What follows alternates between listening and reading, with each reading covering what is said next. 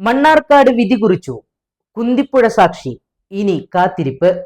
വാക്കുകൾ കൊണ്ടും വാഗ്ദാനങ്ങൾ കൊണ്ടും മാസങ്ങളോളം പെയ്ത പ്രചരണ മഴയ്ക്ക് ഇന്ന് വിരാമം. മണ്ണാർക്കാടിന്റെ മണ്ണ് ഇന്ന് പോളിംഗ് ബൂത്തുകളിൽ വിധി കുറിച്ചു. പകൽ മുഴുവൻ നീണ്ട വോട്ടെടുപ്പിനൊടുവിൽ വോട്ടിംഗ് യന്ത്രങ്ങൾ സീൽ ചെയ്യപ്പെടുമ്പോൾ ആവേശത്തിന്റെ കൊട്ടിക്കലാശങ്ങൾ ആത്മവിശ്വാസത്തിന്റെ കണക്കുകൂട്ടലുകളിലേക്ക് വഴിമാറുകയാണ്. കുന്തിപ്പുഴപ്പാലം വികസനത്തിന്റെ പൂർണ്ണതയോ അതോ അരപ്പാലത്തിന്റെ കുറവോ എന്ന തർക്കങ്ങൾ ഇന്ന് വോട്ടർമാരുടെ വിരൽത്തുമ്പിലെ തീരുമാനങ്ങളായി മാറി. കണ്ണംകുണ്ടുപാലം കാത്തു നിൽക്കുന്ന കണ്ണുകളും അട്ടപ്പാടിയുടെ ആരോഗ്യ പ്രതിസന്ധിയും വന്യമൃഗശല്യവും ചർച്ചയായ തെരഞ്ഞെടുപ്പ് ഗോതയിൽ അന്തിമവിധി ആർക്കൊപ്പം എന്നത് വരും ദിവസങ്ങളിലെ രഹസ്യം. പി.കെ. ശശിയുടെ പാർട്ടി മാറ്റവും ഇടതുകോട്ടയിൽ നിന്ന് എൻ.ഡി.എ പാളയത്തിലെത്തിയ സ്ഥാനാർത്ഥിയുടെ പടയോട്ടവും മണ്ഡലത്തിലെ രാഷ്ട്രീയ കാലാവസ്ഥയെ മാറ്റിമറിച്ചിട്ടുണ്ട്.